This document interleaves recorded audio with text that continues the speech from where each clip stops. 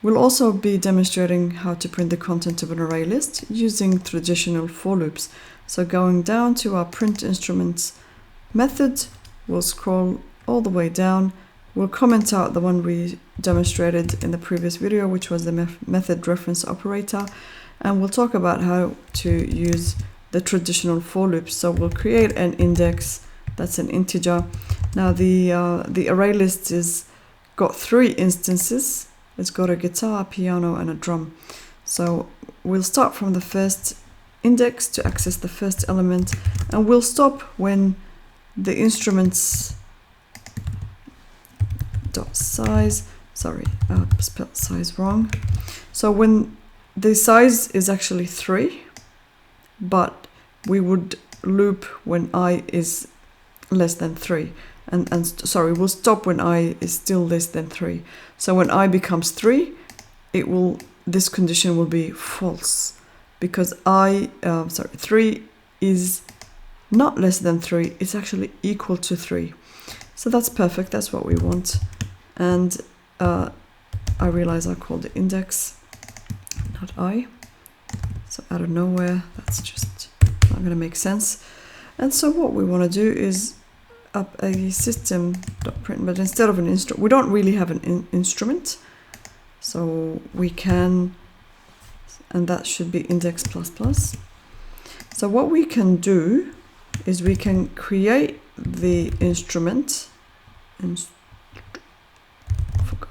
okay, and we'll call it instrument, and it will be equal to instruments. And we'll use the get method of, so the get method of the instruments array list, and just pass in the index. So this will actually return the object that's sitting at that index, and the object is of type instrument. And so now we can capture the result in an instrument data type, and then just print that out. So that should be it. And we still get the same results here.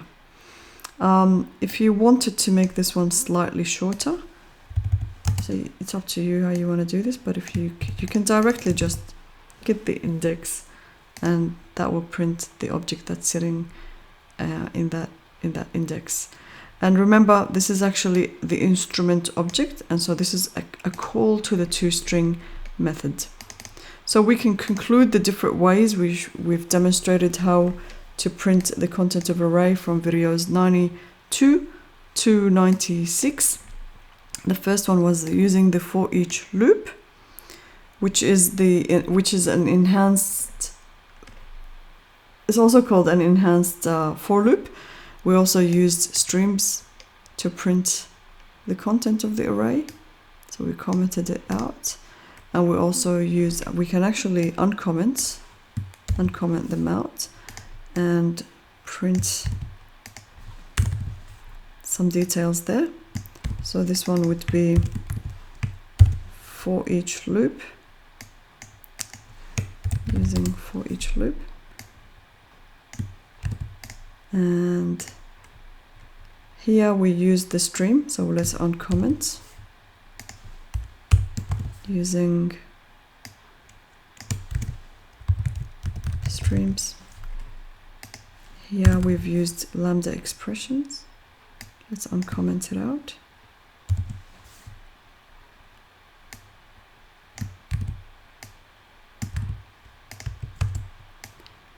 And here we've used the method reference operator. So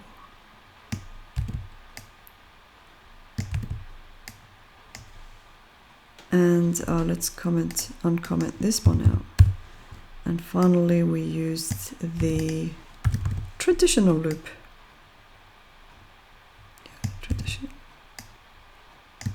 Using traditional for loop. A traditional. One more thing. I'd like to print a separator there. Just to sort of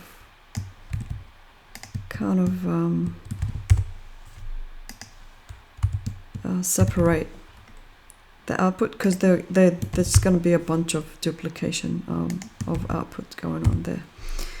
Let's run the program, and let's make this a bit bigger. So this is using for each loop, the enhanced for loop, using streams, using a lambda expression, using the method reference operator, and then using a traditional loop, a for loop.